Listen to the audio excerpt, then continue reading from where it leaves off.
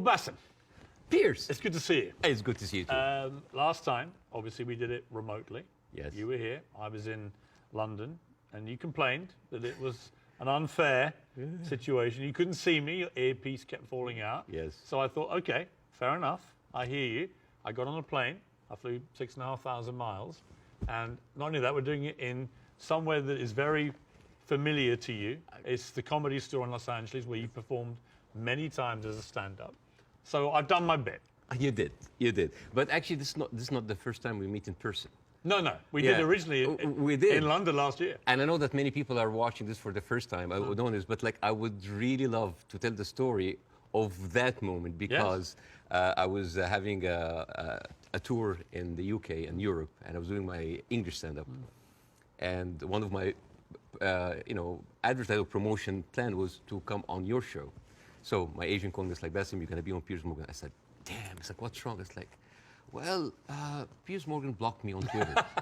I did. And he said, like, what did you do? I said, well, during January 6th, the insurrection, you tweeted something about it. And I was so angry at what's happening. And I remember you having you and Donald Trump in a picture. And I said the guy who had Donald Trump with him, whatever. And then I used, like, very harsh words. And, of course, you blocked me. And then I said, like, does he know? I don't know. Does he know? I don't know. Does he know? I don't know. So I walked into the studio. And the moment I was, like, being seated and they're preparing before we go on air, and you said, oh, hi, Bاسم. It seems that you have more followers than me, but it seems that I blocked you. Why? And I told you. And then we said the story on air. And it was funny because I made the joke, I was like, you have always been standing against cancel culture, and you just canceled me on Twitter. But we agreed that this is not canceling because this is your own space and you're free, but now you're unblocked me, and we're here. And we're here. And it was, and actually we agreed about January the 6th, by the way, just for the record.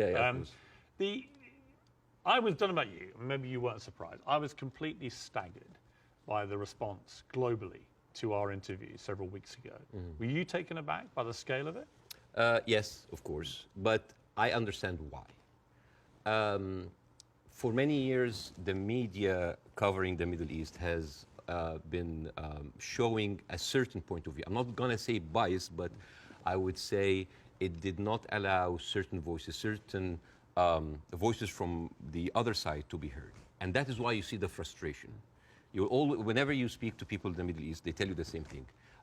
They're not very happy with the coverage of Middle East because our voices are not heard. Now, I am the least qualified person ever to talk about this conflict.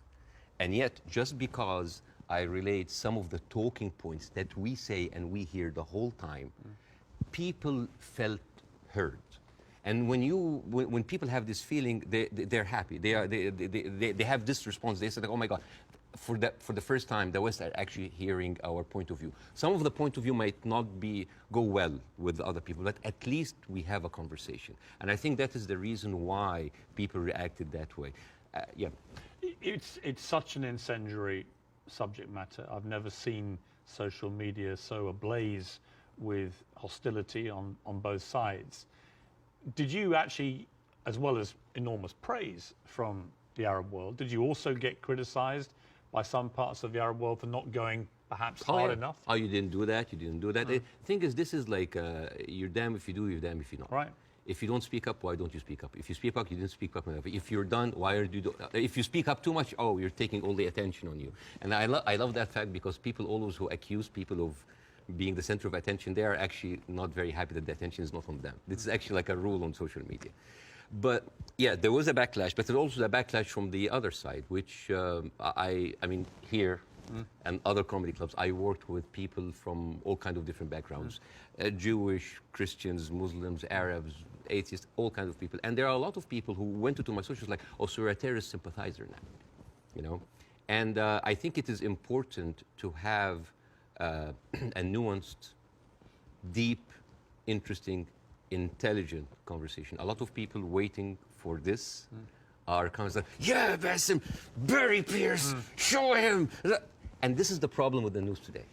The problem is the news today, it's not about the news anymore. It's about the people giving you the news. So it becomes a show, a circus. Two gladiators in the Colosseum, two pigs fighting in the mud. And this is why people don't get anything out of it. It's a circus.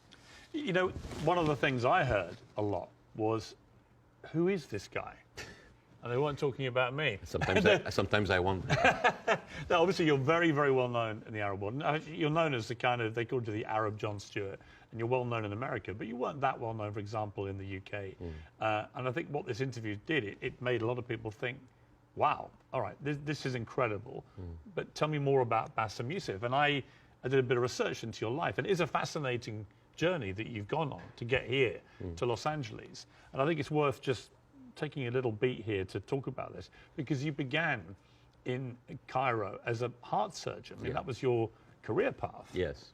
And, yes. And you were a heart surgeon. I was a heart surgeon until, I spent 19 years in that career, 7 years in medical school, 12 years as a practicing doctor. And 2011 happened, and the revolution happened, and I had my own show on YouTube. I did like small videos. Well, I'm going to come to this, because I was by coincidence, I had just joined CNN to replace the great Larry King. And I hadn't actually done any live show. I'd done a few weeks since I joined of taped interviews with big names, Donald Trump, Oprah Winfrey, things like that. And I was flying back to Los Angeles when I got a message that Egypt was going up in the start of the Arab Spring. And I actually went to a studio very near here, about a mile down the road on Sunset, the CNN studio, the old Larry King studio. And I went live for the first time, and it was about the Arab Spring, and it was about what was happening in Egypt. And at the same time, you, in Egypt, were actually in Tahrir Square, helping wounded protesters, actually medically treating them. Yeah. Yeah, I mean, this was a kind of movement that inspired a lot of Egyptians. At the time, I was in the hospital, and a lot of people just had volunteered. And the nurses were just like giving us like supplies, go, go, go. And we were going there, and we were basically tending to the wounded, because it is, and it kind of gives you a different perspective when you see helpless, defenseless people who are not armed, who are being beaten by security forces, military forces, being shot, being, hurt. And all we can do is just like provide some medical attention. And it kind of gives you a perspective to see how humanity sometimes can show its most ugly face. And the suppression of free speech, freedom of expression. Yeah. The ability of people to say what they honestly feel about a situation. Yes. And the suppression of people's basic rights to freedom. Absolutely, yeah. And that kind of like taught me a lot, and inspired me to do the show. But well, you start. I mean, it's a crazy story, this, and I want to tell it, because you just decide to do 5-minute stuff on YouTube. Yeah. And you are expecting a few people to watch it. And then literally it just flies, and suddenly you're getting millions of people watching this. And very quickly, one of the big networks comes in, and then you're suddenly doing this stuff for 30 to 40 million people. Yeah. Like a third of the entire population of Egypt is tuning in to watch it. You're the biggest star of Egyptian television. Oh, please.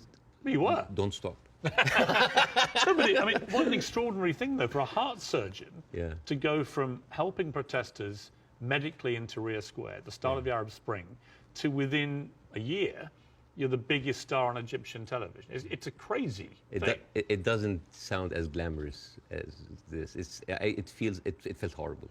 Did it? Why? Oh, yeah. Overnight fame, this Scary. size, it's toxic. Terrible. Terrible. It corrupts. It goes into your soul, and it's not good. It's not. I actually didn't enjoy it. And the worst part about it is that like you're trying to do comedy in very controversial climate about very controversial issues. So you'll never satisfy people. And the problem is that people have these expectations. Oh, if you are successful in this, you must be successful at solving this. And when things are not solved, because politics, as you know, very difficult to solve, that expectation, this love turns into hate. And this is one of many reasons that I had to leave, and I came here eventually. Well, let's just take people through what happened, because they probably don't know, a lot of people.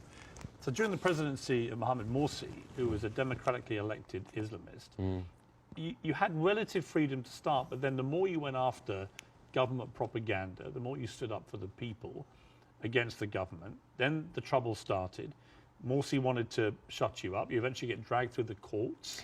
For one day, it was a warrant for my arrest, and then I turned myself in, and I was interrogated, and it was the funniest interrogation ever. And in my stand-up shows, I talk about that scene. Because the guards were reading the stuff out and laughing, right? Well, the guards were taking selfies with me, which is funny. Right. The exchange between me and the prosecutor, general prosecutor, was extremely funny. I mean, I don't like to victimize myself. I don't like, oh, look at that. I actually like to find humor. But why were you arrested? What was the criteria? Oh, yeah. I think the list was insulting Islam, insulting the president, spreading false rumors, and disrupting the fabric of society. And it was, I think the people in the room didn't know what to do with me because they ended up discussing my jokes. So it turned into a writer's room. And I was kind of like, how do you think we make this funnier? And it was the funniest exchange ever. And after 6 hours, I was let go. And was it scary, though, at the same time, that suddenly the machinery was getting a grip of you? Because it was to get a lot scarier. But was it in that moment when you first got arrested, you thought, I'm being arrested for breaching my freedom of speech, right? For some reason, I just like went with the flow. I went to the interrogation wearing the big hat. I went to the show. It was just, I just wanted this to be a farce because I just like, you're really coming after the comedian. And I just tried to enjoy myself, but deep inside I was dying. Well, you actually, it gets serious enough where you may have died because actually Morsi gets, of course, deposed. In comes General El-Sisi in a coup, a military coup, and he doesn't find satire a laughing matter, particularly when the jokes are about him. You get blocked. They literally block your show from airing. I aired one episode, and it's interesting. This is a very interesting story because the first episode that was aired after the removal in the Muslim Brotherhood, everybody was waiting to see what I would say. Because by that time, all of the Islamic channels that were, I mean, like me and Islamic channel, like it's like they had 5 channels and they were like me and them going like that. They had like 5 channels and have only 1 hour a week.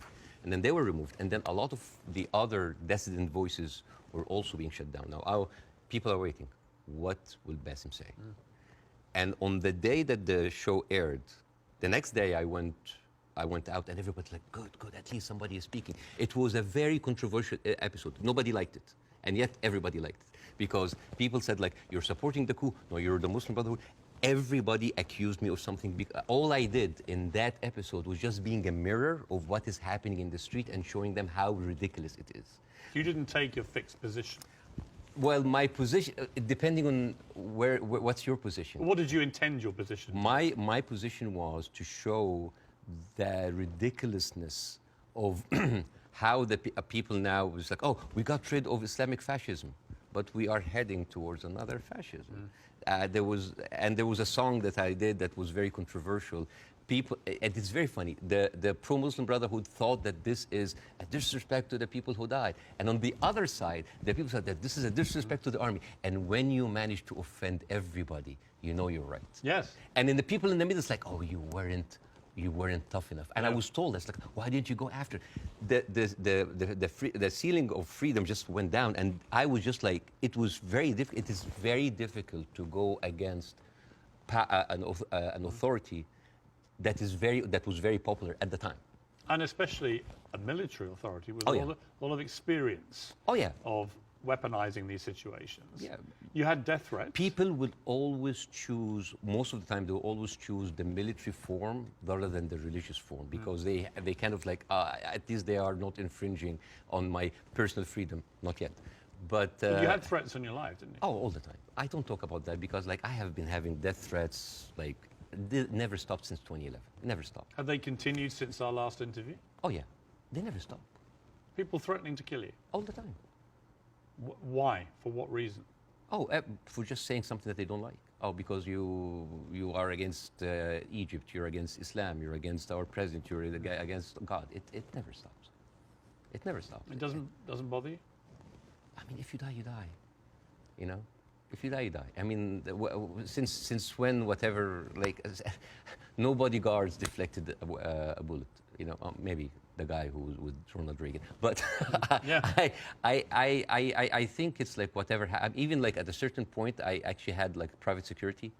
And then I told them I can't. I cannot live like that. If that's my destiny, if I die, I'll just die. You end up with your lawyer saying you got to get out of here. You got to get out of Egypt. It's Yeah. getting too dangerous. Yeah. Something bad's going to happen. You're going to Yeah. get arrested again and probably thrown in jail, or someone's going to try and kill you. And you flee to Dubai, and then you end up here in America. Yes. Was that always the plan, to eventually come to America, or was it expediency because of what happened? Well, it's funny that you said that because I visited the United States after the first year of my show. And a doctor that's there, an Egyptian doctor, has been there for a while. I said, listen, Bاسم, you are very visible in the media, and I think you can use that to apply for a green card as a special talent. And I did. And I said, like, I have like a huge show in It's Egypt. actually the criteria, because I have the same. Yeah. Is an alien of exceptional ability. Yes. Is what they call you. Yes, we're very Charmingly. Yes, we're very We're exceptional. exceptionally able aliens. We are, but we're still aliens. Yeah, yeah. I know. It always makes me laugh. Like, you can come here, but you are an alien. You're an alien, but you're exceptional. Yeah. And I just applied for it, and I got it. I got the time 100 that helped both from my application. I said, maybe I'm not going to use it. And then when that happens, ooh, the green card came handy. So a lot of people think that I'm here on asylum. I'm not. It was just a strike of luck. You now do stand-up. You've done it for 5 years. And fascinatingly, you do some of it for an Arab audience. You have a whole show in Arabic and an English-speaking yes. version. Yes. And they're probably very different, right? Totally because different. Different sensibilities, different humor, Yeah. different crowds, Yes. different expectation. Yes. Well, the Arab audience come to my show, they expect that's going to be another version of my show that I did in Egypt. And I said, no, it's my personal story. And that when the Arabs come to my English shows, like they think it's like an English version of the shows. Like, no, it's a different story. Even then, this weekend, right before I met you, because of our interview, I sold out Arizona. Really? Yes. And I stood, and the first thing I said, like, who here came because of the Piers Morgan show? I was like, I was like, boy, you're gonna be disappointed because this is not about that. But isn't that amazing? I mean, Yeah. that shows the power of that interview. Yeah. Resonating even in Arizona here. Yeah, because I don't want to succeed just because of a trending moment of time. It is the same show that I've been working and perfecting, and like any stand-up comedian in the United States, your dream is what? Is to sell you special to platforms like Netflix or HBO, and you want to get there. Because for me, that was like a rebirth. Because I thought like everything was lost. I came here, I had nothing. As first 3-4 years, it was terrible. The first 2 years I was doing stand-up. Oh, I bombed hard. And I went home crying. I said, like, I'm not going to make it. And then suddenly I have already a tour. I mean, even before our show, I already had a set tour. And now I'm having like this ability of like talking to people with different languages, talking to all these different languages. The show that I did in Arizona had an incredible mix of Arabs and Americans. Amazing. And they came here and they completely, and there a lot of them came, they were Palestinians. And they came with like the Palestinian flags and the keffiyeh, and they thought, it's like, guys, it's like the way, laughter, being good at your job is in its way a way of resistance. Because when you laugh, when you show people that, hey, we have Arab people here, and they are, by the Arabs and Palestinians population, Arizona, one of the most established population in the United States. Arabs in the United States in general, they are like professionals, doctors, engineers, professors. Even the Uber drivers, they are probably were like an engineer or someone very established there, but he had to have like a step down in order to come here and survive. So, I mean, we hardly come find like illegal aliens here or people like came in that were not qualified. So, and this is the problem this is why the reason people were very happy with our interview because part of the hate on both sides is that we see the news from a different perspective. And people here see the news from another perspective. And everybody's like, why are those people reacting like this? Because they don't see what the other person sees. And I hope in that interview that we can bridge that gap. Yes. Before we, can I Yes. show? Okay, so this is a gift from me and my wife. This is olive oil from the West Bank. Ah? Whenever I go to Jordan a lot, but my wife also like, ask for the oil from the West Bank. It's very good. It is the best oil ever. And the thing is, the olive trees, they survive up to 600 years.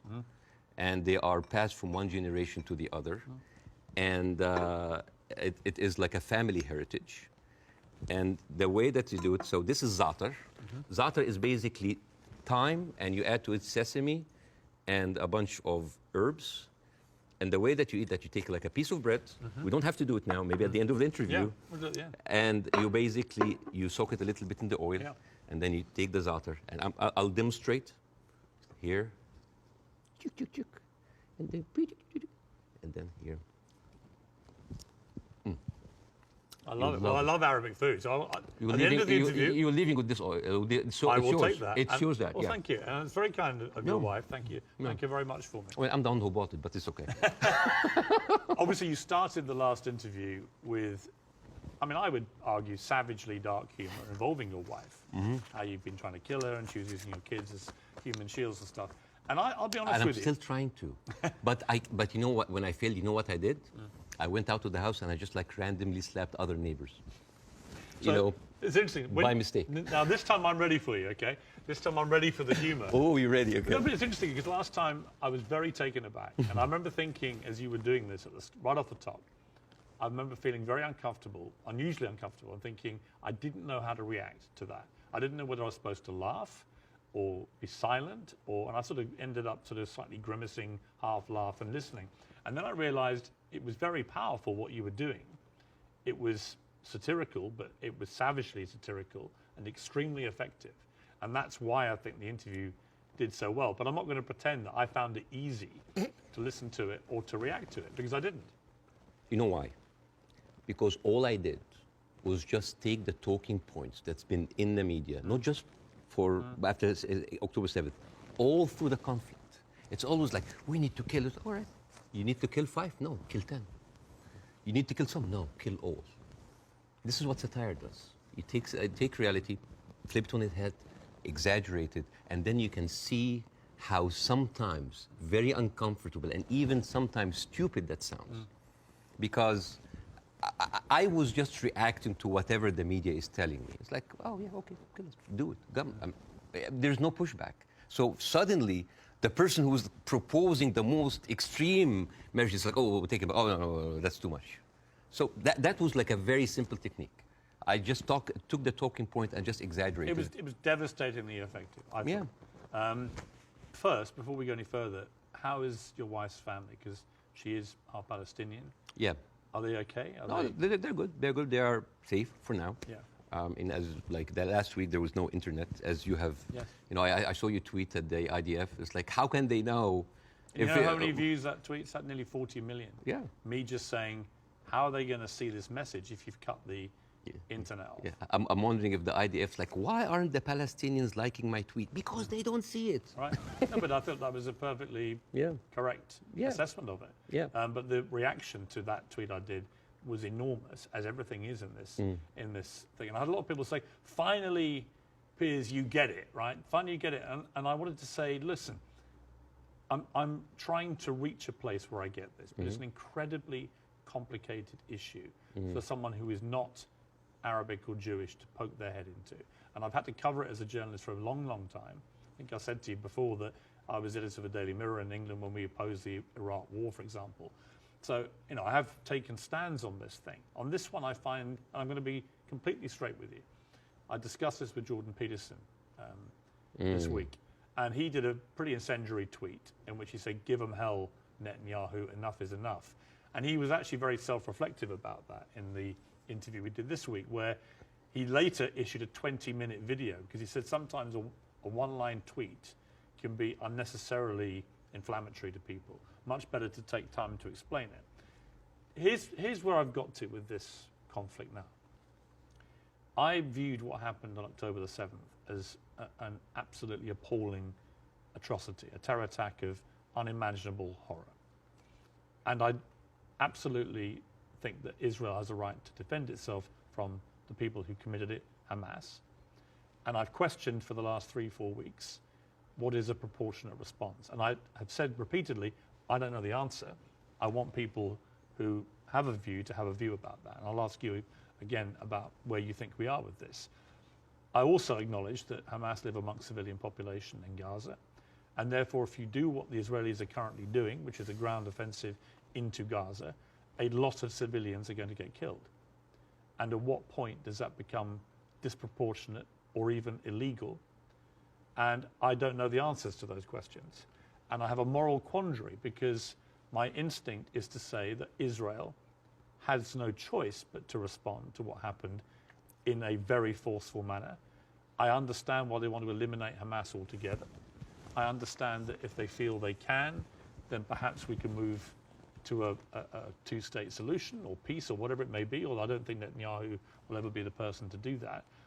But the moral question for me is, at what point does this become disproportionate? And when you see thousands of children being killed in Gaza, it fills me with utter horror.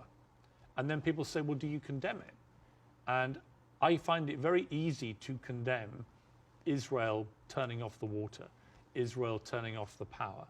I think it's ridiculous that Israel should have that power over millions of people who are not part of their country. I think it's terrible what's happening in the West Bank with the settlers. I think that the stuff there is completely easy to condemn. But can I, hand on heart, condemn Israel trying to destroy Hamas after what they did on October the 7th? That is where I'm struggling to find myself saying I condemn it, because I believe that they are right to try and destroy Hamas. Now, what do you feel about my moral quandary? Well, there's a lot of points, very a lot, and I think this will kind of like lay the ground rules for that interview. There is a whole thing about like, is it right to defend itself, the condemnation. First of all, let's start with condemnation. Yes. You want my opinion? Yes. Condemning Hamas or condemning Israel? Yes. Completely useless. Completely useless. Why? I condemn Hamas, you condemn Israel, interview is over. What happened? Nothing.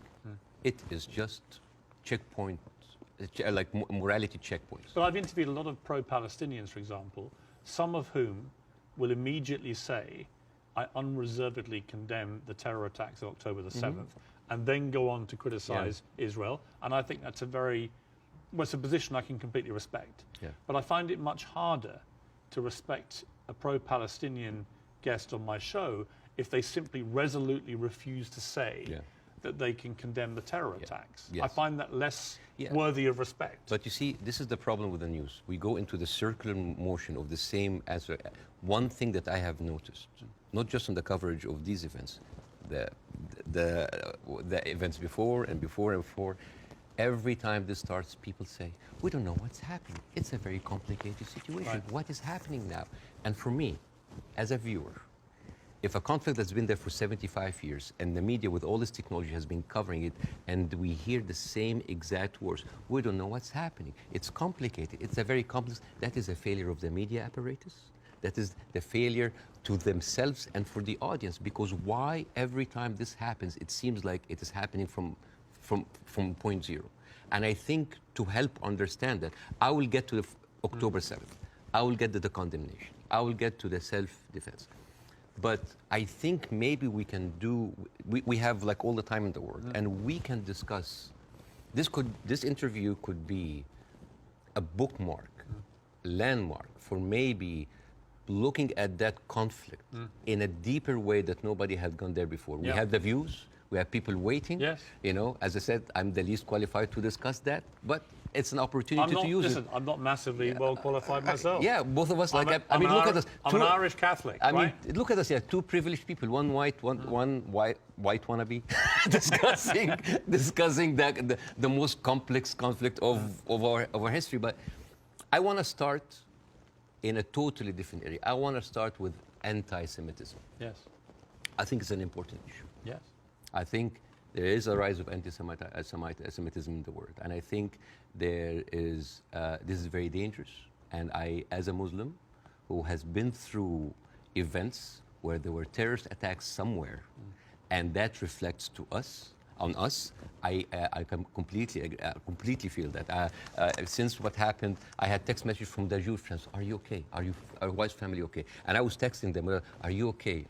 And I think it is very important to agree on the language because the word anti-Semite has been used and abused, and most of the time not for the good interest of the Jewish people.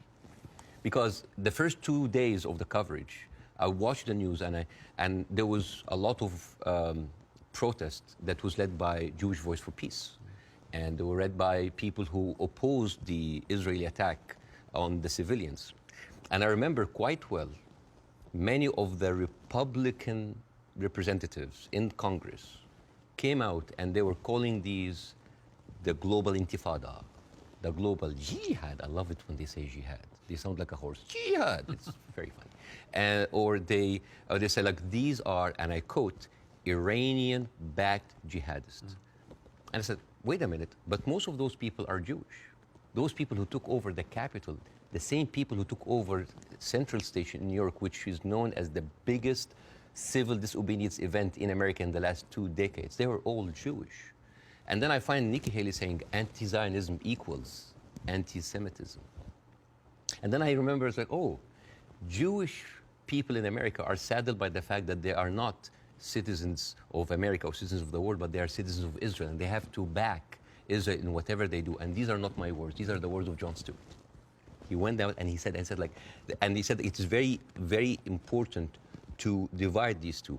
And what is very, very interesting... Would you compare that, on that specific point, to the way that people try and say all Palestinians are responsible and accountable for what Hamas do? Yes, yeah. In other words, I think you can be very critical of Israeli government and their policies and Benjamin Netanyahu and the politicians, but that doesn't mean that you have to take that criticism to innocent Israelis who may have exactly the same criticism themselves. And this is why it is very important to have these kind of discussions, because the saddest thing that I saw is the people that were in so much support of Israel are anti-Semite themselves. MTG, Marjorie Taylor Greene, you know, she said, like, oh, I send my aides, and they took pictures of the protesters. Basically, she's surveilling protesters. And Marjorie Taylor Greene is very known for a very famous post in 2018 where she blamed the California fires on a Jewish space laser gun. Do you remember that? Do you remember that? I was just like, oh, they were burned because Jewish investors, Rothschild and Feinstein, anything that ends with Stein, because that, of course, sounds Jewish, they put a satellite and shooting laser beams to... It's and not just her. You have Steve Skoulas, thank you so much. He is now the Speaker of the House, and he has been invited before for an organization that was funded by David Duke, the founder of the KKK. You have Kevin McCarthy, who is the former minority speaker, leader of the Republican Party in the House, and he accused Jewish billionaires of rigging the midterm. So how come those people are accusing us of anti-Semites? So here's the thing. So let's go to the equation that Nikki Haley put on Twitter. Anti-Zionism equals anti-Semitism. No, it is true. People who hate Jews, they're also anti-Zionists. It is true. And you could be someone who hate Zionists, who don't like Zionism, and you are Semite. You could even be Jewish. And guess what? You could be a Zionist, like those people, supporting Israel, and at the same time you hate the Jews, because the chant, Jews will not replace us, these echoed in Charlottesville. It did not echo in Gaza. I mean, in Gaza they say worse stuff in between the bombing, on their downtime. And these are the same people who are seen with Nick Fuentes, with Stephen Bannon. And you know what's most interesting? Trump had him for dinner at Mar-a-Lago. And all of those people are buddies with Benjamin Netanyahu. So how does this work? How does this work? And you know the people who speak against this, like Jon Stewart, like Bernie Sanders, like Naomi Klein, what do they call these people? What do they call them? Self-hating Jews. And you know what else now they call them? They call them capos. Capos. You know what's capos? Capos, basically these were the Jewish inmate in Auschwitz that were forced by the Nazis to stand as guards on their own inmates. You see how degrading this is. And this is the way to shut down conversation. Anti-Semite, Islamophobe, you hate America, you hate the military, you hate Egypt, war on Christmas. This is how you shut an environment that does not allow disagreement is not an environment made for Let me growth. a- It's an okay. environment made for control. Let me ask you this. Say, take the student protests in Yes, America, at universities.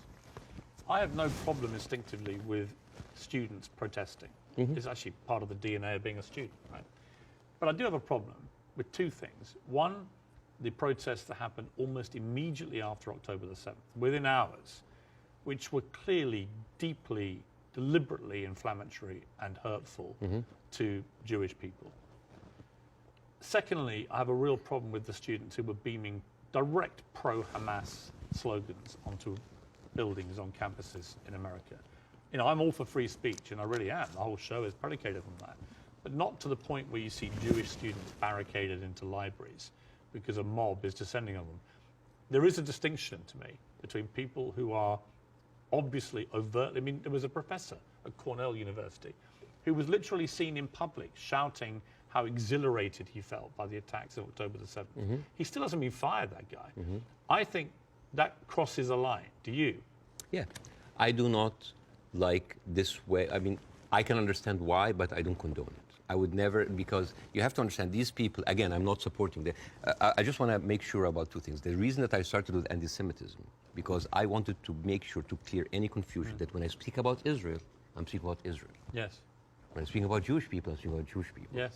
When I speak about my Zionists, I'm speaking about Zionists. It was very, because No, I think it was very powerful that you did that. Yeah, I have and to be careful. That's the first thing you did, because I think it's really important. Yeah, but at the same time, when I tell you why does that happen, it doesn't mean that I condone it.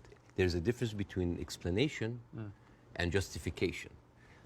Those people who are exhilarated, the way that they see, this is the same reason why people were so happy about the interview. What do they see?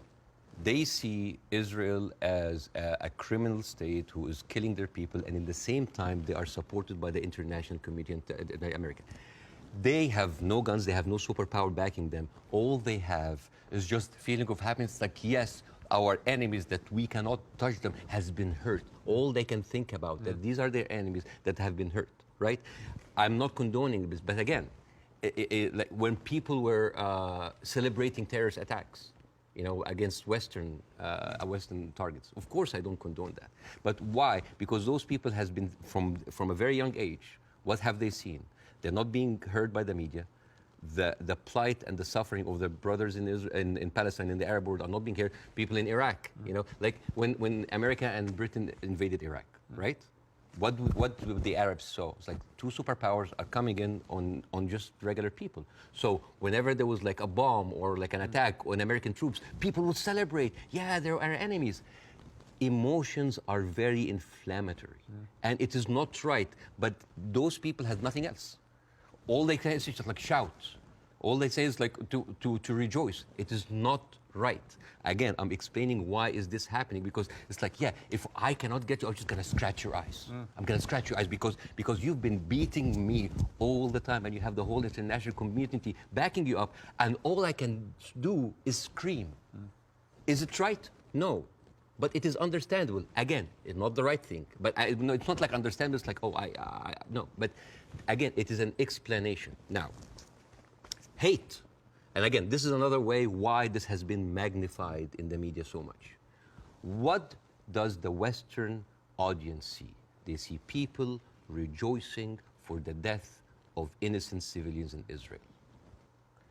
This is what have the Arabs seen for years on the Arab world. For example, if you look up Sidrot cinema, this is in 2014 when Israel was bombing Gaza as usual, and the Israelis in the Sidrot, the kibbutz or the settlement, they went on a hill and they had popcorn and they had drinks and they were like watching the show and they were cheering with every rocket coming down. This is what we see.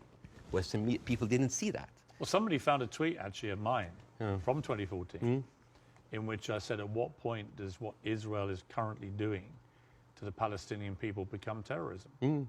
And because I've always said, you know, I've spoken about this a lot over the years, and I've always tried to be extremely fair-minded, albeit nobody really wants you to be fair-minded. They want you to take a side.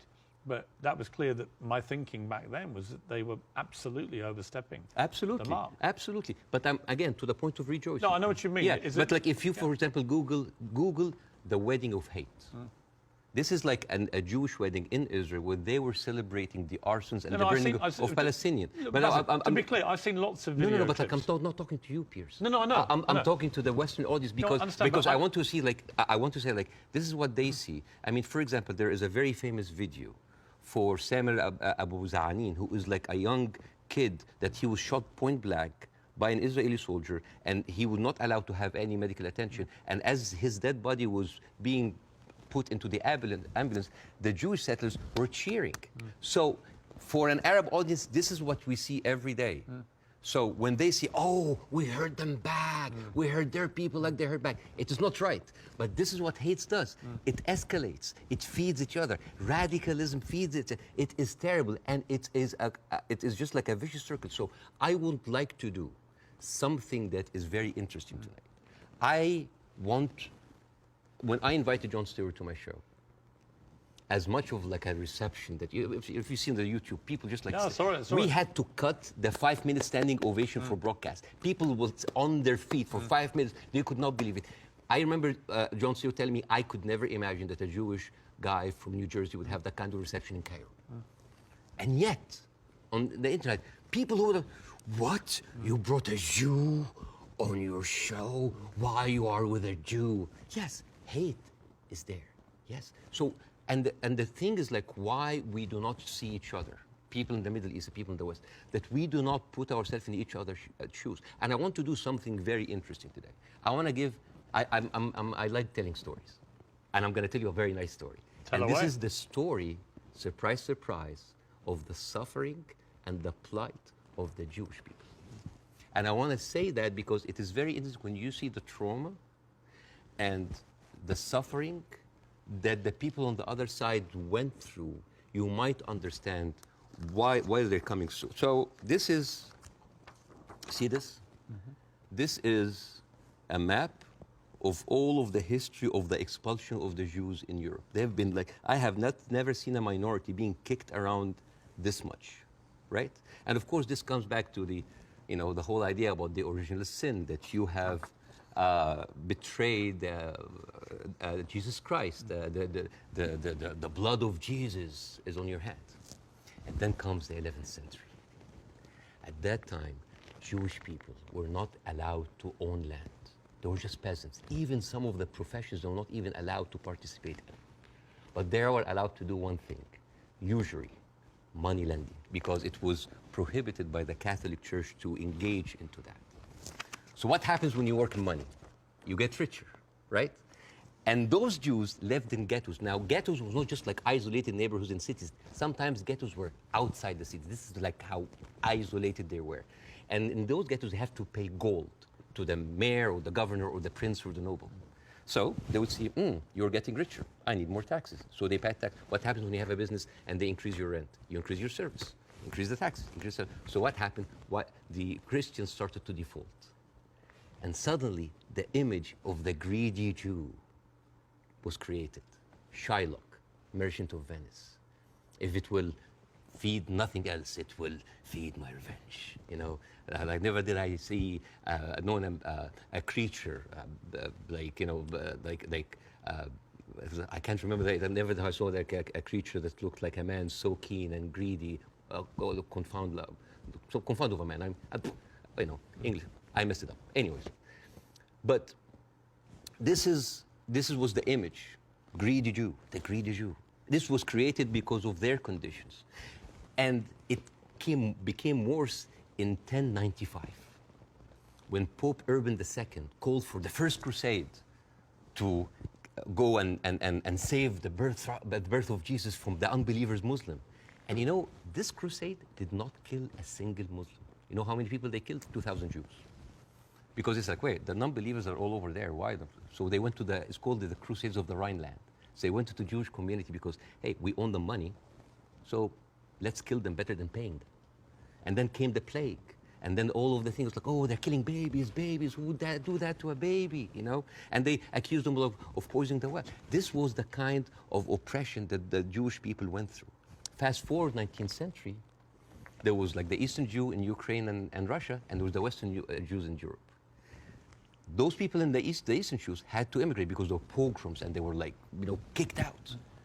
And at a certain point, the people in the West, especially in England, it's like, there are too many Jews. We need a solution. A solution for what? For the Jewish problem.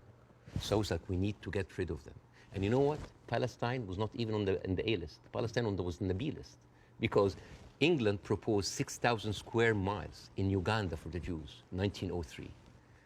And the reason why Palestine was not on the list, that it was objected by a lot of rabbis that said, like, it's a promised land, but only when the Messiah comes. But there were other options: Argentina, South Africa, Uganda, Madagascar. And eventually they said, all right, let's do Palestine. So they went to Palestine in 1914. There was 700,000 people living in Palestine. 3% were Jewish. 1917, Balfour Declaration. Arthur Balfour, he called the Jewish people in England that they are alien and hostile race. And the thing is, the only Jewish member of the parliament, of the English parliament, Lord Montague, he objects, like, these are British citizens. We should not kick them out. So they pushed them, but it was not going fast enough. Came the Nazis. And then it was not about the solution anymore. It was the end losing, the final solution by Hitler, because he needed an answer for the Jewish question, die Judifrage. And then, as you see, the Holocaust happened, the most orchestrated, industrialized, horrible genocide in our modern time. 6 million Jews died. So it accelerated, and they went. First of all, they left Eastern Europe, and they went to West Europe, and went to America, and they were turned down, and they were pushed towards Palestine. So by 1948, right before the declaration of the State of Israel, there were 2 million people living there. Only 30% of them was Jews. So the whole idea of, like, a land without a people to a people without a land was a marketing thing. They were already Palestinians. So suddenly, from our perspective, the Jewish problem is not a Jewish problem, is not a Middle Eastern problem, is not an Arab problem. It is a European problem. It was pushed on us together with the guilt, because now we are the anti-Semite. Now we are the Jewish hater. And not just that, they took land. So people look at this like, why are we even, we had a lot of refugees coming in. And during that, there was a lot of, as you know, Zionist militia, the Aragon, the Haganah, all of these people were killing Palestinians. The famous massacre of Deir Yassin. You're talking about the atrocities of October 7th, it's horrible. But in the Arab mind, there is Deir Yassin, where there is an incredible movie called Tantoura, Tantoura, where the Israeli members of those militias, they talk about the atrocities that they did, including opening up the pregnant women's bellies and having bets if the boy inside is a boy or a girl. It is one of the most horrific, and they talk about it, some talk about with regret, and some talk about with pleasure. We did that, right? So you have even King David. I think your Prime Minister, Mr. Sunak, was there. And if I was British, I would question this. Because as you know, King David was bombed by the Aragon militias. 91 British soldiers died. I don't know, if I was British, how come my Prime Minister would have the nerve to stay in that hotel? I mean, the ghost of the 91 British soldiers, that must be haunting for them. You see? So when you see all of that, and you see that suddenly, overnight, 1948, there were 1.5 million Palestinians, half of them, 3/4 of them were overnight pushed into refugees. Yeah. And this is why it's called the Nakba, the catastrophe. So now we have all of this building up into the minds. And suddenly this was like a conflict, a hate, a problem that we didn't have to do anything with. This was basically pushed on us by the Europeans. You see? So this is why it is important to say that. And I'm not saying that just like, oh, let's wipe out the State of Israel, let's like push them in the sea. No, but it's important when you talk about the conflict, that you talk about the root causes, right? No, there was like a vibrant Palestinian culture happening over there. And right now they are erasing this culture. Suddenly I'm thinking of like Israeli feta cheese, Israeli hummus. Oh, that's an insult. Israeli hummus. Come on. I mean, take the land, but leave the hummus, man. I mean, come on. I mean, that's not fair. You are someone who's always spoken against culture, cancel culture. Right now, a whole culture is cancelled. Let me ask you this. Jonathan Friedland is a top Jewish journalist for the Guardian newspaper. He wrote a very interesting column last week in which he said, at the root of all this, you could argue you have two sets of people with just cause. And they believe passionately in their just cause. and he was sort of advising people not to take sides unless you really understand the history. Would you agree with that? Would you agree that both sides have legitimate just cause? Not with the methodology that's, you've given an extremely detailed analysis of the build-up to what happened in 48. To me, it's pretty clear 700, 800,000 Palestinians were displaced from their homes, and it should never have happened. And that has been absolutely, I think, the root cause for so much resentment. But can you, at the heart of this debate, agree with Jonathan that you could argue there's just cause on both sides? There is a cause on both sides, but I'm walking on a tightrope here because I'm not a Palestinian. Yeah. But from the Palestinian point of view, there's a lot of people. I mean, there are 2.2 million people living in Gaza. There are 3.5 million people living in the West Bank. There is 350,000 people living in East Jerusalem, and there's like 6 or 7 million people living outside. Those people, the Palestinians that were pushed out, they do not have the right to go back. Right now, if you meet Palestinians, you'll see them wearing a necklace with a key. That key is their house that they were kicked out from in Yafa and Haifa. You know, like my wife's family comes from Ramla, which is 50 miles from Gaza. And according to the law, those people have absolutely no right to go back. Even if you are a Palestinian with an American passport, they give you hell in order to go in. And yet, a Jewish person born anywhere in the world, born in Poland, born in Ukraine, no question asked, he can jump on a plane, land in Israel, and get the Israeli citizen and take a house that most probably belonged to a Palestinian. So it is not just like it is an ongoing injustice that has been happening. Now, I mean, where would you criticize, if you're being fair-minded, where would you criticize from 48 onwards the behavior of the Arab side? Well, put yourself in the Arab side. At 1948, you constituted 70% of the population. Suddenly, the UN is giving you 48% of the land, right?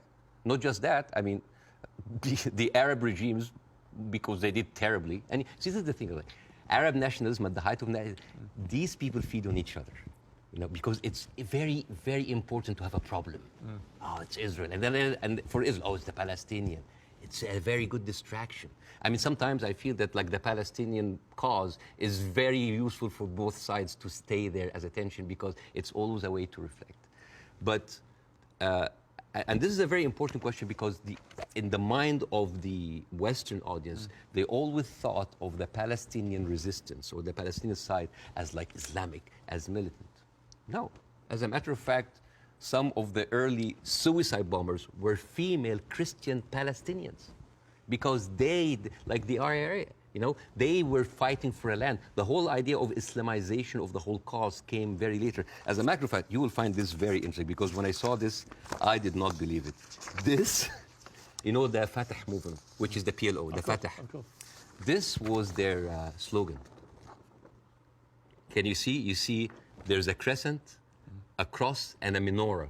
And they say unitary, democratic, non-sectarian. So basically in the 1960s, Fatah were basically marijuana-smoking, tree-hugger hippies. And yet that didn't work, right? And the thing is, I always hear that like Arabs were giving so many chances for peace. That is not true. As a matter of fact, all along history, Israel didn't give an inch of land by peace. 1973 war, they gave back Sinai because Egypt like initiated the war. 2006, they went out of south of Lebanon because of the resistance they have. Even the disengagement of Gaza, they didn't do it out of the goodness of their heart because they had too much casualties. And even the Oslo Accords, the peace treaty, the one that Isaac Rabin and got the Nobel Prize for, they did it because of the Intifada. So what is the message that Israel is giving to the Arabs? I will never give you anything with peaceful resolution. You will always have to fight for it. Do you not think that, for example, I mean, Bill Clinton feels this very strongly, that there was a great deal to be done, and Arafat, just in the end, having indicated the whole time that if we got to this place, there would be a deal, just walked away. That was the closest that everybody came, and but actually, I mean, could Clinton have done any more than he tried to do then? I am not, again, that's why it's very important to have people who are much more qualified than me to talk about this. But two things I can say about that. Number one, the whole thing about the Oslo Accord, there was a video for Netanyahu who was talking to the settlement offer in 2001, and he was bragging about sabotaging. He was talking to us like, I sabotage. It's like there was going to be no peace. Yeah, you've seen that, right? Yeah. And in that video, if you remember, when he was saying like you have to hit them hard, 2001, no Hamas at the time. They were talking about the Palestinian Authority. We have to hit them, we have to kill them, we have to make them feel the pain. And then one of them says like Bibi, but wouldn't America kind of just like, so what? The American public is easily manipulated. 80% are with us. It is absurd. And as a new American, where I can have the privilege of being retrospectively angry, I said like, this guy is mocking the government and the people who have been with him all the time. It's like, oh, they can be easily manipulated. They can do it. And even, by the way, even Isaac Rabin, the one who actually did the peace accord, he was known famously, said the way to actually beat those children is to break their bones, called the broken bones policy. They will like get those kids and break their bones on the pavement. So this has, the whole idea about like Israel wanted peace and Arabs only wanted to fight is a very, very bad representation. I actually think as it's gone on, the genuine will on both sides for peace has not existed. No. I think it's been a deceit to the world. No, I'm sorry. And to the relative groups of people on both sides. The official... And actually a betrayal of them. The official stand of the Palestinian Authority, and again, I cannot speak, I mean, it is very difficult to do this. The official stand of the Palestinian Authority is that we are just happy with 22% of the land. Just give us like that. Yes, there are people that dissent, but the thing is, you cannot just say, okay, let's talk about peace. And then you take away my land. Let's talk about peace. And there's a kind of like passive aggressiveness happening. Oh, let's talk about it, but I'm going to build settlements. I'm going to suffocate your cities and your villages. See, I think that has been incredibly inflammatory. Yes. Worsening the situation. I think putting back the chance of peace. I mean, Netanyahu, I interviewed Netanyahu earlier this year in the middle of the big social protests in his own country. And I couldn't understand what he thought he was doing, except that it seemed to me political expediency, that he had to get power, again, he had put a bunch of right-wing headbangers into his cabinet who have incredibly bad records, speak in an incredibly incendiary way about Palestinians, for example. And that he did this for power. And then he launched, because they were pushing him to do it, a ridiculous assault on the integrity of the Supreme Court, the independence of the Supreme Court. And many Israelis rose up. So Netanyahu has become, to me, a big problem. Right, and the people, all the polling shows that. Israeli people are very unhappy with Netanyahu. I don't think he's ever going to actually want to forge peace. And in fact, I think he was instrumental with Hamas in wanting to keep them in power because he felt that that would create the split with the Palestinians, with two political groups, and that would be good for Israel. And it was leaked in a Likud conference in 2019 that he was bragging about giving Hamas money because this is a way that we can keep Palestinians divided, and yet so we'll never have one. So this is a guy who was. But look, we can agree about Netanyahu, I think. No, right? but not just Netanyahu. There's a book. And I would say most of his cabinet. There's a book called The Fear of Peace. It's by Moshe Zimmerman. And he's an Israeli historian, and he said, like, the average Israeli citizen does not have a vision of peace. Because for 70 years, this is a country that has been, the war has been going on for, they have been expanding because of war, the military is taking over. So the whole idea of peace is not even there. It's not just Netanyahu. Like you have, I remember you have interviewed Naftali Bennett. Yes. And I think you tweeted that like that was like a very kind of reasonable take. Yeah. I don't think I said reasonable. No. Yeah. But like Naftali, he went after Queen Rania, and he called up shame on Queen Rania. No, I didn't say reasonable. I just said this. I did a fire emoji. Yeah. Yeah. I just said what he was saying. Yeah. I mean, I was going to ask you about Queen Rania, and let's ask about since you've raised it, because Queen Rania accused the West of a glaring double standard. She said, "This is the first time in modern history there's such human suffering, and the world is not even calling for a ceasefire. So the silence is deafening, and to many in our region, it makes the Western world complicit."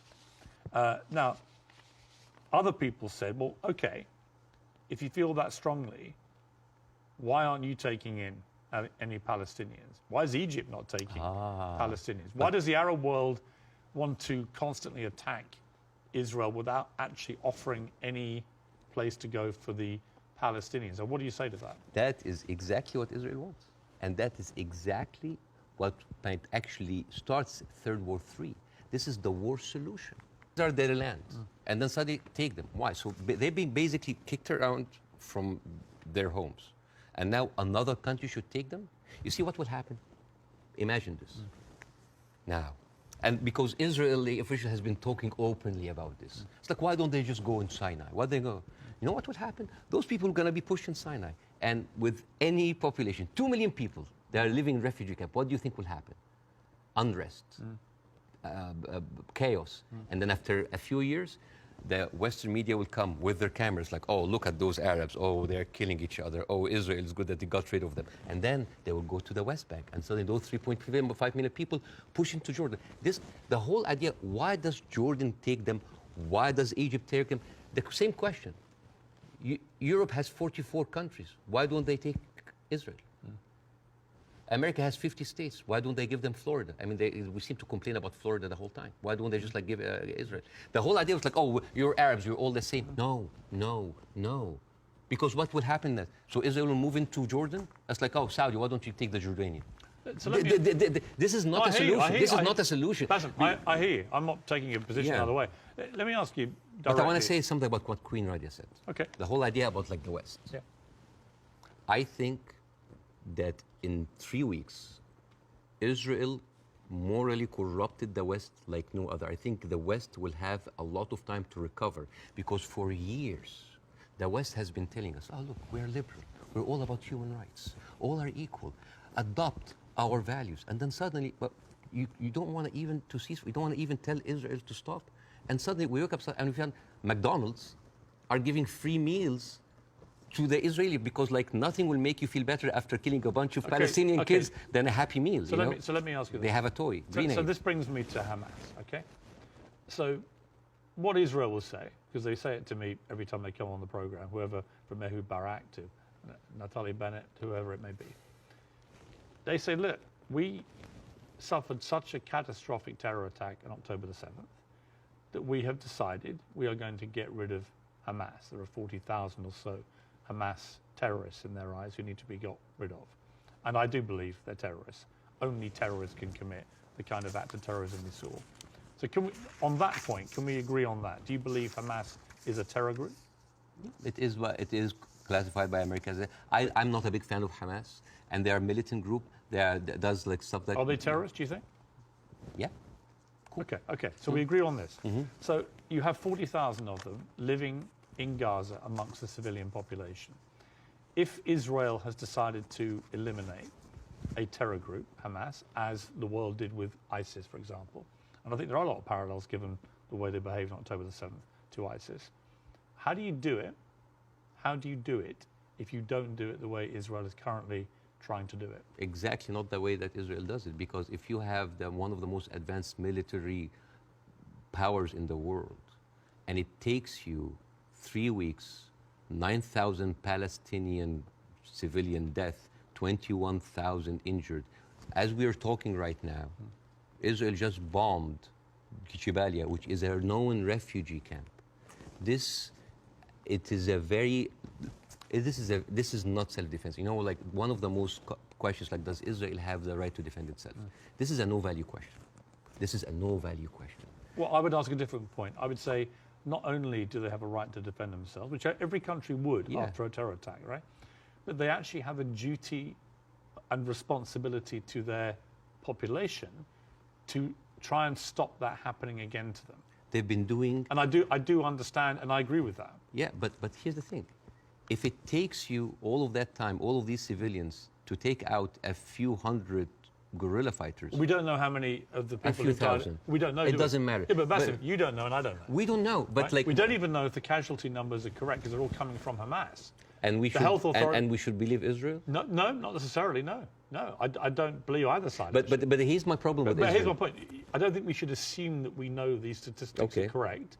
I don't think we should assume we know exactly how many children are being killed. We do know a lot have been killed, so the moral argument remains the same. But we don't know how many Hamas terrorists have been killed in the last 3 weeks? We just don't know, do we? So basically, we're dealing with a very incompetent military force that has been sucking America dry for years, and then they cannot do the job. But how else do they get rid of Hamas? Not like that. How do they do it? I don't know, but not like that, because they've been trying. But you've got to have another. They have. First of all, I'm not a military expert. Second of No, I all, understand. second of all, they've been trying the same thing for years. They go in. This is not an eye for an eye anymore. This is an eye, a limb, a life, a house, a neighborhood, a whole population for an eye. But they don't see. I mean, your friend Ben Shapiro, that you particularly despise. Oh, I love Ben Shapiro. He's very smart. Oh, yeah, but you've been very critical of him, and that's fair enough. I'm sure he would be of you. But when I asked him about proportion, he said I don't care about a proportionate response. So let's kill civilians as Hamas did this, so we are going to get rid of Hamas. But it's not in his eyes. It wasn't eye for an eye, tooth for a tooth. It was this group of terrorists did this, and we are now going to rid the world of these terrorists. And this is very important to look at things in context.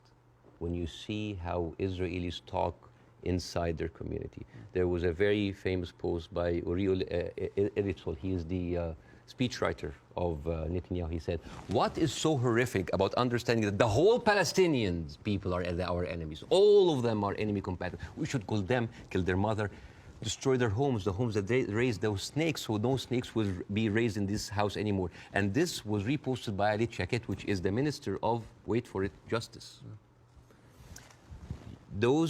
It's not about Hamas anymore. It is not about Hamas. They can tell you it's about Hamas, but it's not about Hamas. It is basically, they have said it many times, Piers. This is a way to kind of push them into Sinai. This is not about eradicating Hamas. This ship has sailed. I am sorry, but anybody who still believes that this is about Hamas is stupid, because I don't agree with that.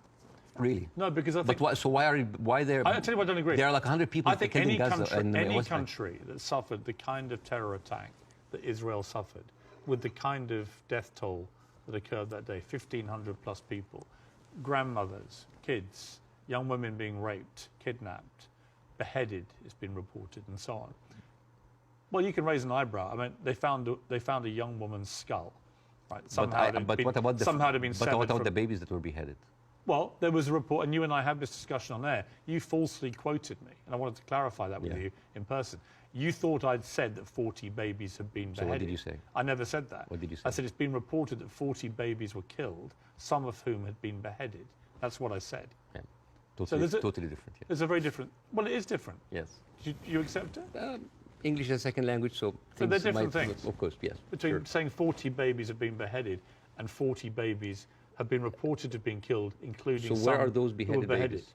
Well, apparently journalists are being shown utterly horrific footage. This comes to a very important question about credibility. Again, I'm not condoning what happened in October, but I'm not a journalist. But as a journalist, wouldn't you take anything that an authority would say with a grain of thought? Yes. Especially if this authority have a long history of lying. And I'm just going to give a few examples. 1996, they bombed Kana. It's a refugee camp. They killed 106 people. Despite that they knew it's a refugee camp. They said, oh, maybe it's a one-time off. 2006, they bombed Kana again.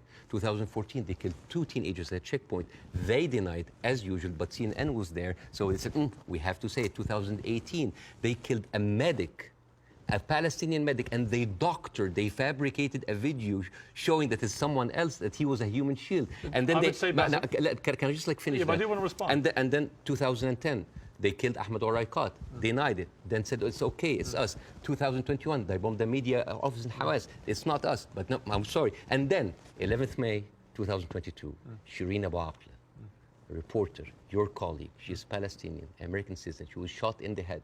And they provided forensic evidence and even a doctor video that it was not them, it was Islamic Jihad.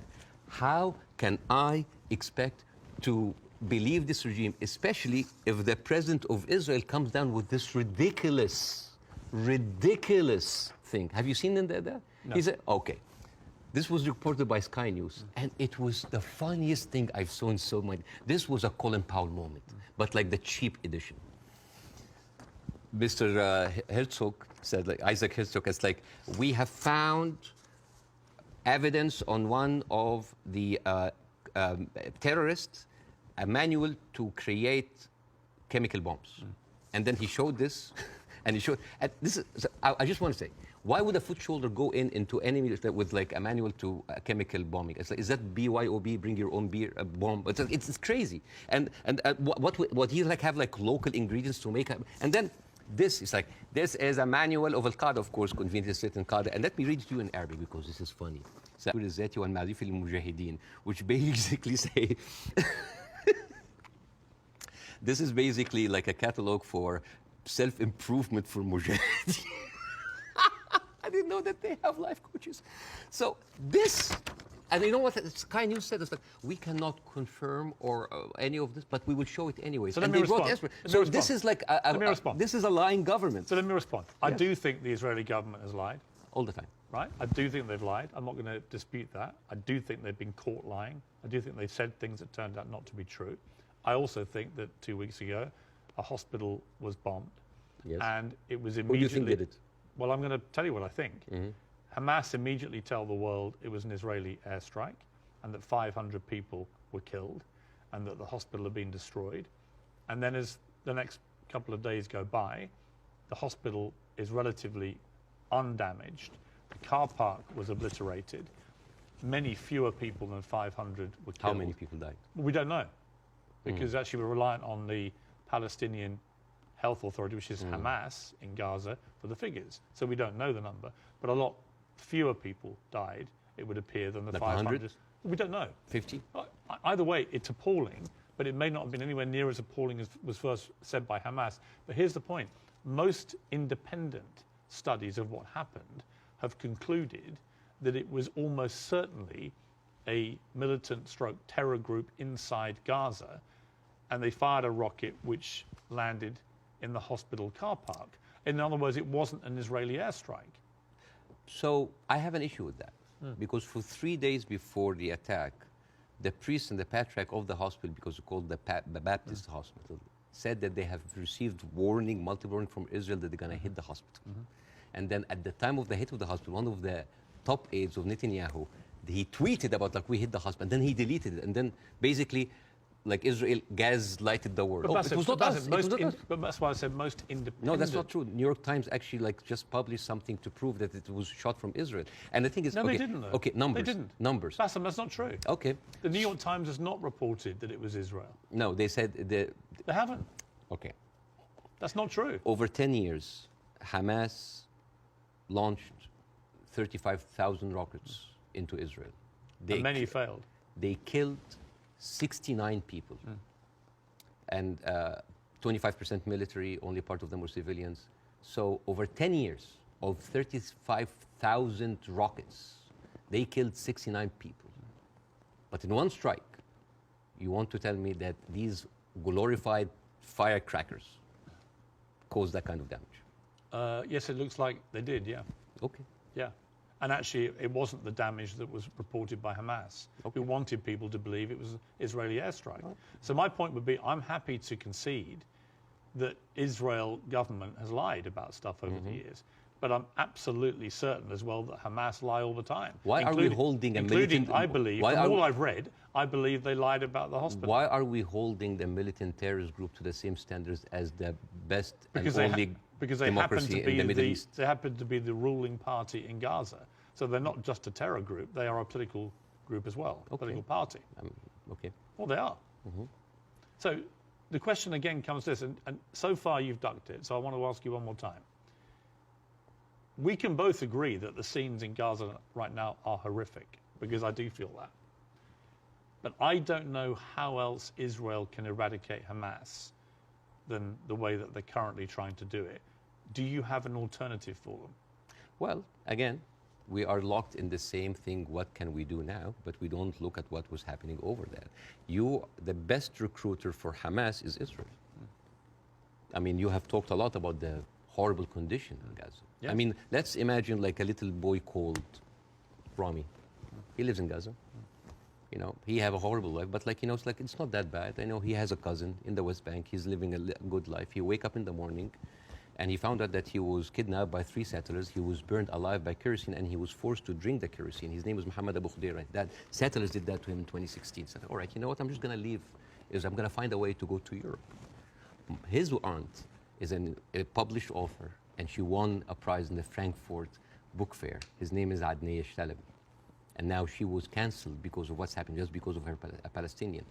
His other aunt in America, his name Bahia Amawi, she is a speech therapist. And this is close to my heart because of my son.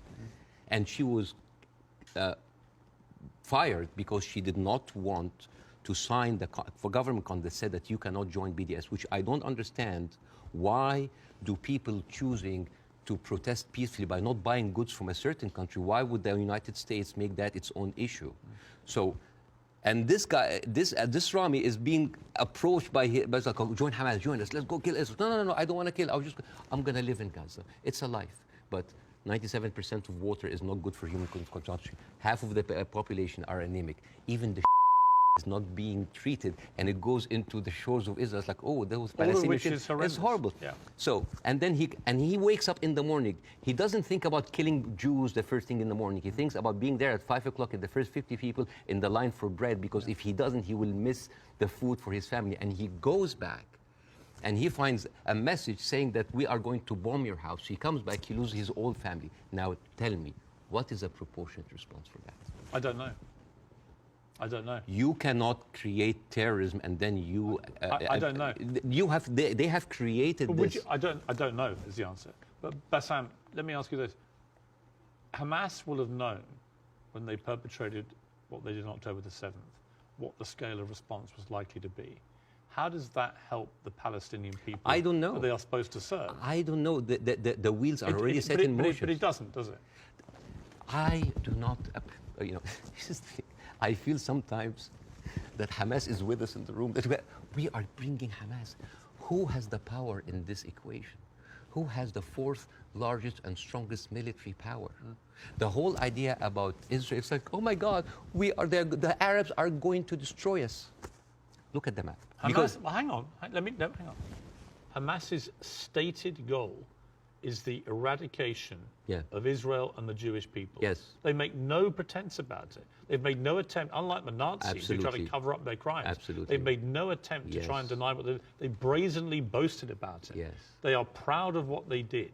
Right? And they will have known, again, the scale of what they did on October the 7th would have prompted this kind of response, which would have led to thousands of innocent Palestinians getting killed. And my question for you... I wish the 7th of October never happened. Right, but every time something happens. You say Hamas is everywhere. Well, yeah, actually all roads, roads on this particular part of the crisis, and I accept it's been going on for 75 years, this conflict, but all roads in this crisis lead to Hamas and what they did.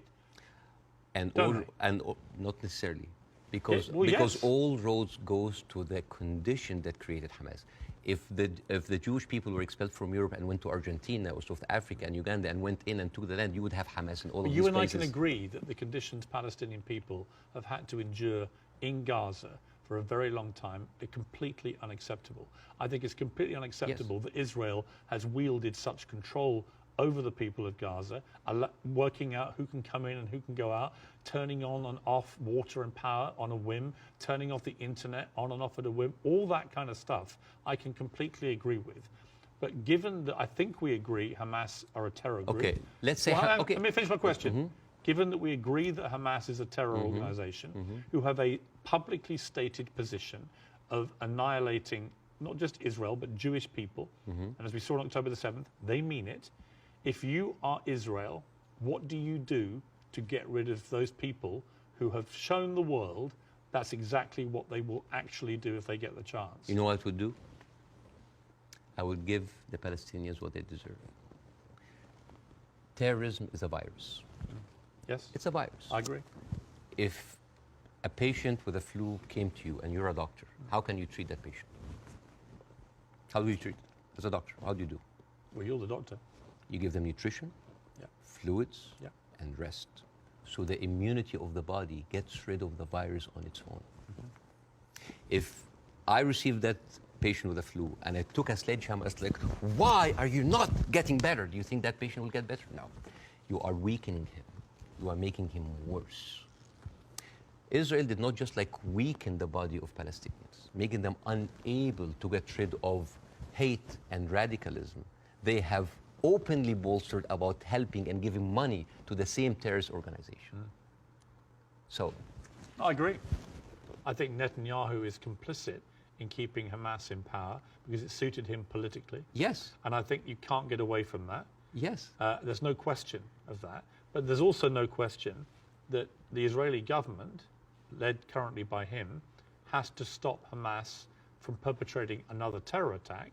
And again, it comes down to this question. What do they do to get rid of Hamas if it's not what they're doing? I don't know. But like, as an Israeli citizen listening to this, how come that my prime minister bragging about giving money to the terrorist group that he is using right now to eradicate a whole group of people, and yet using them as an excuse? Isn't that weird? This is like this is like Tony Blair being like found like giving money to Al Qaeda or ISIS and then going to fight them. How does this work? How does this work? I agree. How does this work? Yeah, but I agree with you. So yeah, it's a terrorist attack, and Israel is funding them. I mean, this is in the words of Benjamin. This is the thing about Benjamin Netanyahu. He brags about that stuff. So this is a circular question. Yeah, but yes, I agree with you. Hamas is to blame. Who created Hamas? Who's helping them? And who is allowing for an environment for that kind of hate and destruction of Jewish people to aspire? And the thing is, there's something very important to the Western audience here. They think that Israel is a small, tiny country between the hostile Arab countries. The biggest military power in the Arab world is Egypt. They have a peace treaty. Their neighbors, Jordan, they have a peace treaty. Saudi Arabia, Emirates, either like have like full relationship or like on the way of normalization. Yeah. The only people that, even Syria is not like even like didn't launch like a single bullet. The only two crutches that Israel has is like Hezbollah and Hamas. Yeah. A few militant, thousands of militant. Syria, is that really formed an existential like threat, especially if I know that over 13 years, only 69 Israelis were killed? I would say. Would that really wipe out Israel? Is Israel that weak? I think if you have two groups of people who are ideologically wedded to your destruction as a state and as a populace, and you're constantly firing rockets, as Hamas have done for over a decade now, then that cannot be acceptable. You have to stop that, right? These are terrorists who've now shown on October the 7th their true colors. They don't just talk about wanting to kill all Jewish people. They are going to do it if they get the chance. So I don't believe Hamas can possibly stay in any position of authority in Gaza. I think that would be ruinous for not just the people of Gaza, but also for Israelis. So if you're going to get rid of them, which many people think on both sides is inevitable and should happen as a consequence of what they did, the big question is, how do you do that? And I don't know any other way other than the way Israel is currently doing. Hence my personal moral quandary about this. So if a terrorist takes over the Empire State, instead of taking him out, we bomb the whole Empire State? Well, that's the question, isn't it? Proportion. That is not even a question. Well, that was not even a question, because that would be ridiculous. You talk about the normalization of the region. I mean, the theory that I most buy into, supported by recent, I think, Wall Street Journal reporting, that hundreds of Hamas terrorists had gone to Iran for training before this attack. Okay. It had obviously been very carefully organized, and so that is, I think, highly likely. But if you're Iran, and you're looking at all this normalization, and you're looking at Saudi Arabia being next, this is your worst nightmare. So a perfect time to commit an atrocity like this through your proxy of Hamas. Again, I'm not a political expert to know what is the background, but let me tell you. It's a likely theory. Is Hamas justified? Is all of the horrible conditions that Palestinians are living in, is that a justification for Hamas doing what they did in October 7th? Good. Do you think so? Of course not. Right. So we're agreed. No, of course. So let me ask you the question a different way. There is no justification what Israel is doing now. No Hamas, no terrorist attack justifies this.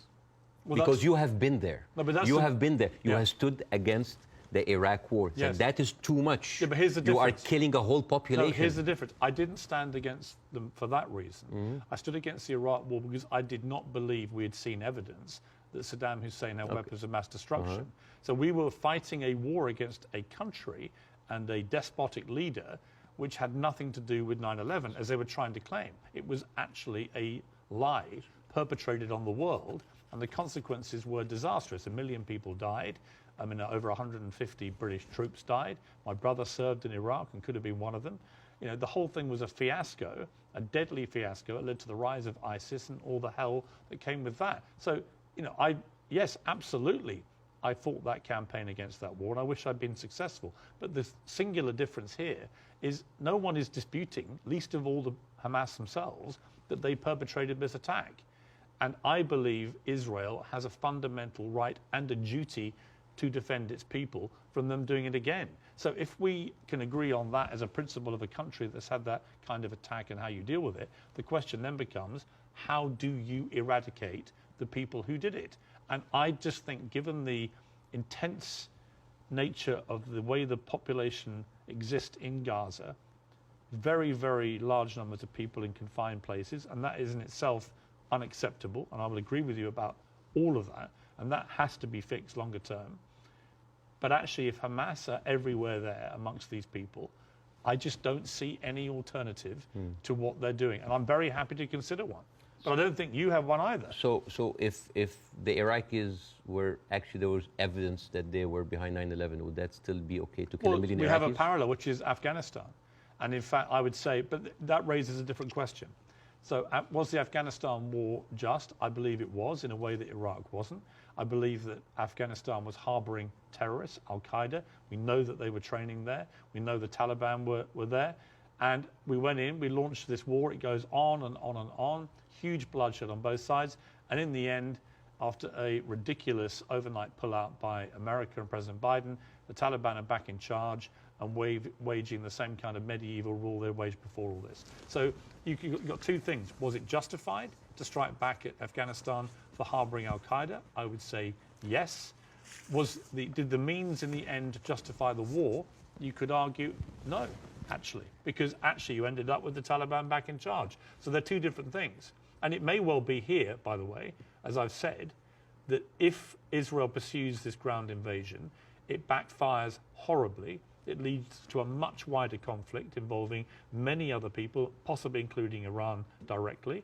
And it could be a horrendous escalation and a massive war raging through the whole region. And that is my fear about it. But I come back to the central point of justification, and I'm really struggling to see what else Israel is supposed to do to get rid of Hamas. And if you've got an alternative, let's hear it. I do. Pierce, this is never about Hamas. Believe me, it is never about Hamas. If somebody tells you who they are, listen. Israel has been telling the world all the time, they need to clear the Gaza Strip into Egypt. You think that's always been the plan? Always there. I mean, they have said it. They have said it many times. Why does Egypt take them? And do you think when Egypt takes them, do you think they'll go back? No, never. And then when they're done with Gaza, they will go back to the West Bank. They will kind of like build the settlements around them, and then until they push them into Jordan, because that is the plan. They have talked, not just Benjamin Netanyahu, everybody said like there's no state, two states. It is one state, and it's for the Jewish I don't people. think he believes in a two-state solution. Nobody believes in a two-state solution. It is one state. But nor do Hamas, obviously, and they're the ruling authority in Gaza. They don't. You see what you're comparing? It's a militant group. It's a small militant group. But they are Israel as a nation. They are the elected political leadership. They were elected in 2006, and 50% of the people in Gaza right now are under the age of 16. They were not even born. I understand. Yeah, like so. And the so thing. All right. So Bاسم, let's agree about that. But that's the circle state. It's Hamas, I understand. It's a circular firing squad. Hamas. I know. But okay, let's move forward. Oh yes. Let's assume somehow we get to a place, possibly at the instigation of countries like Saudi Arabia and others getting directly involved, where you get to a place where Hamas are removed, and I don't quite see how that happens without enormous further bloodshed, but let's assume they get removed. Let's assume that Netanyahu is removed from office, which I think is highly likely just from the fury of his own people about what they see as the defensive and security failings, plus his attack on the Supreme Court already causing huge polarization.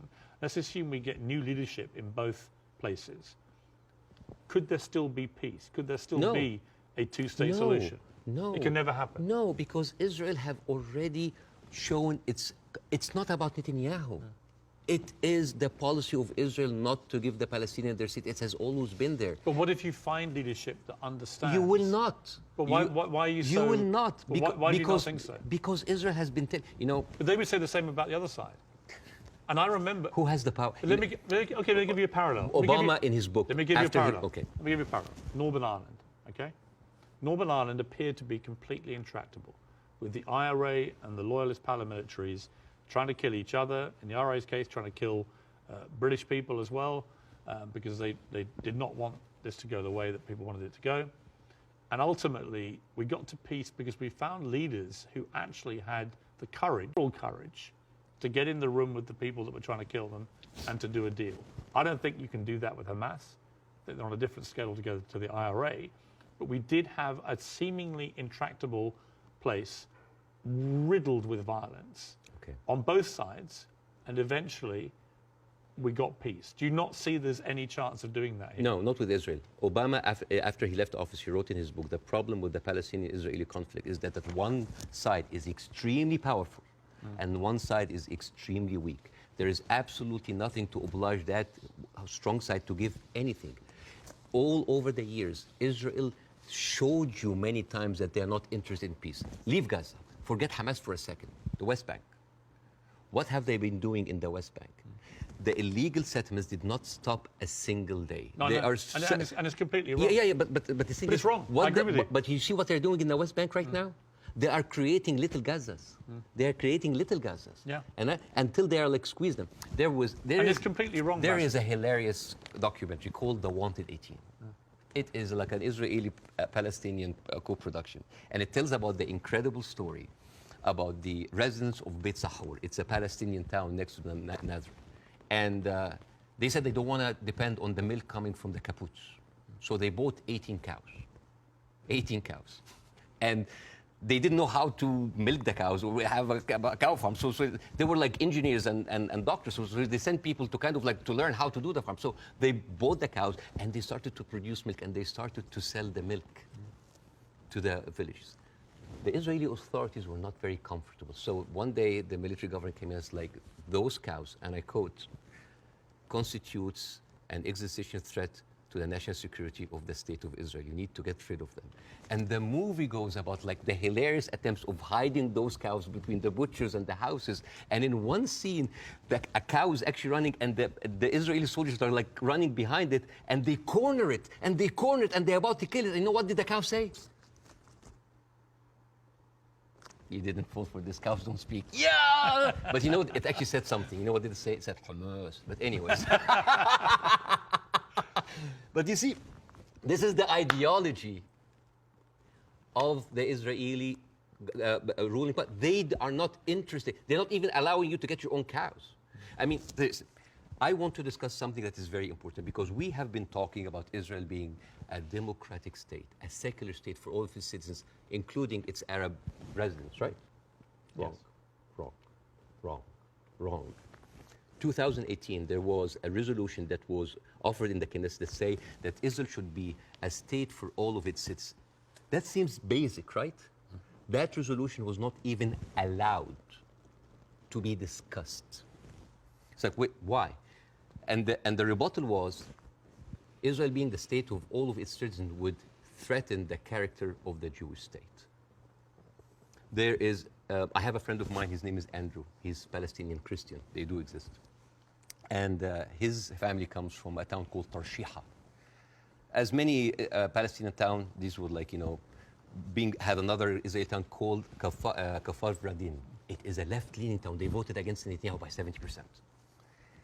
And they announced an auction to sell houses. And then they noticed that most of the applicants were Palestinians. They canceled the auction. Why? Because in each Jewish town, there is something called admission committee that can decide who can live in this town. Sounds like Jim Crow for me. And then they canceled. And you know what they say in the reason? They say, Kafar Vradim welcomes all citizens of Israel, despite the race, gender, or color. However, the majority of the town would like to preserve the character of the town as being Jewish, Zionist, and secular. How does this go together, secular and Jewish aside? You know, and this brings me to this picture. This is a very famous picture. You know, remember this picture? I'm sure you've seen it. Yeah. This, for the people who don't know, this from San Augustine, Florida, 18th of June, 1964. This was a white-only motel. And these are black activists who wanted to defy the law and jump into the hotel. This guy, he's the owner of that. His name is James Brooke. and he was pouring acid to scare them out of the hotel. His neighbor said that James Brooke was a victim because he was just following the law. And you know what James Brooke said? He said, it's not like I don't like black people, I just don't like them in my swimming pools. Now, if an official said that, wouldn't you say that this town has kind of a systemic racism? Yes. This quote was not said by James Brooke.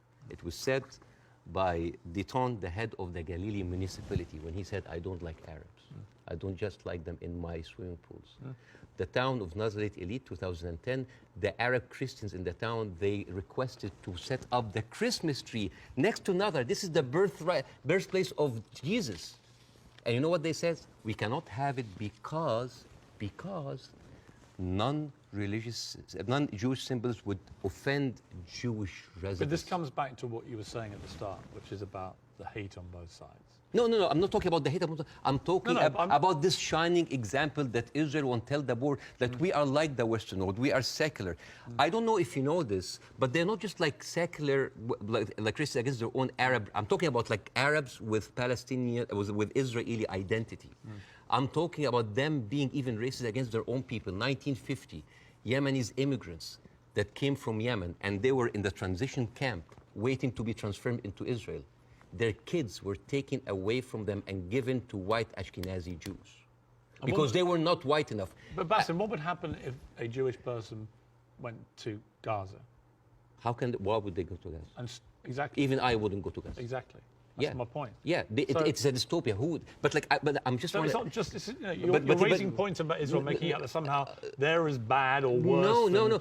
But what's going on there? Hamas has ruled over the Palestinians in the most oppressive way imaginable. Absolutely, but you know what? Hamas never claimed that they are the only democracy in the region. They never claimed that they are secular. They never said that they adopt Western strategy. And they definitely, they did not use that lie in order to carpet bomb a whole country. Okay. Now here, I want to say one example. And I'm going to leave you. All right.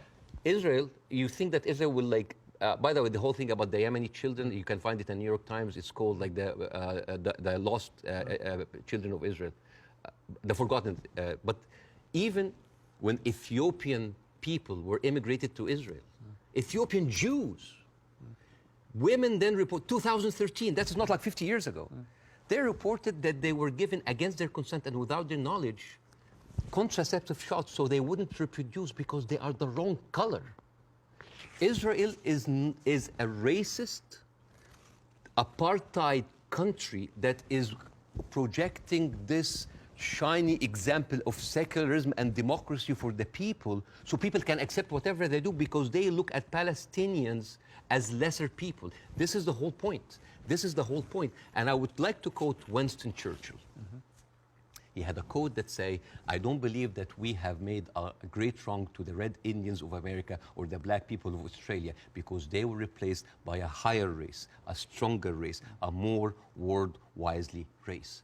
This is why Queen Rania is criticizing the West. This is why we here said, like, where are your values? Because this is the crux of the problem. It's not Hamas. It's not Palestine. It is people looking at us as lesser human beings. Bاسم, I don't dispute the characterization that a lot of the Israel administration look upon Palestinians as lesser people.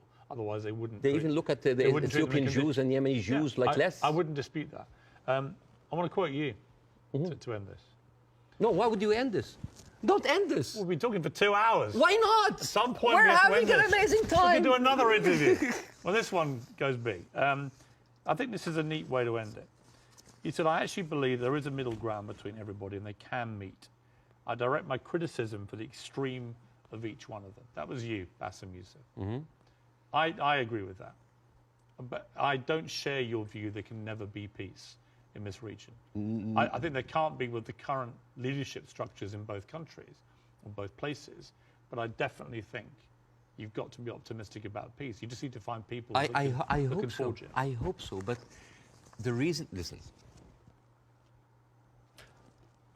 I refused to come on your show when your producer first called me for the first interview because I was scared.